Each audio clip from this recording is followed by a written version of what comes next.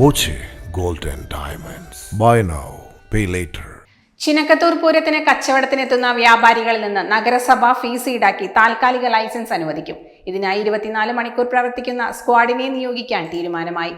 ചെറിയ സ്റ്റാളുകൾ 100 രൂപയും വലിയ സ്റ്റാളുകൾക്ക് 250 രൂപയും നൽകണമെന്ന് നഗരസഭാ അധ്യക്ഷ കെ ജാനകി ദേവിയും ഉപാധ്യക്ഷൻ കെ രാജേഷും അറിയിച്ചു. ഇതിനു പുറമെ ഹരിതകർമ്മസേനയ്ക്കായി 100 രൂപയും ഈടാക്കും. പൂരനഗരിയിൽ നിരോധിത പ്ലാസ്റ്റിക് ക്യാരി ബാഗുകൾ ഉപയോഗിക്കാൻ അനുവദിക്കില്ല.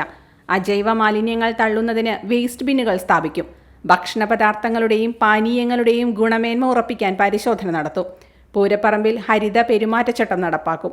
പൂരപ്പറമ്പിലെ മാലിന്യങ്ങൾ പൂരപ്പിറ്റേന്നു തന്നെ നഗരസഭയുടെ നേതൃത്വത്തിൽ നീക്കും. യോഗത്തിൽ നഗരസഭാ ചെയർപേഴ്സൺ കെ ജാനകി ദേവി അധ്യക്ഷയായി. Vice chairman K Rajesh, secretary AS Pradeep, HS വിസ്മസൽ എന്നിവർ പ്രസംഗിച്ചു. പൂര കമ്മിറ്റി ഭാരവാഹികളും ദേവസ്വം പ്രതിനിധികളും പങ്കെടുത്തു. Time kids pre school, Mannanur road, Vaniyamkulam. .view news. കാഴ്ചകളാണ് ലോകം, കണ്ടു തുടങ്ങുക.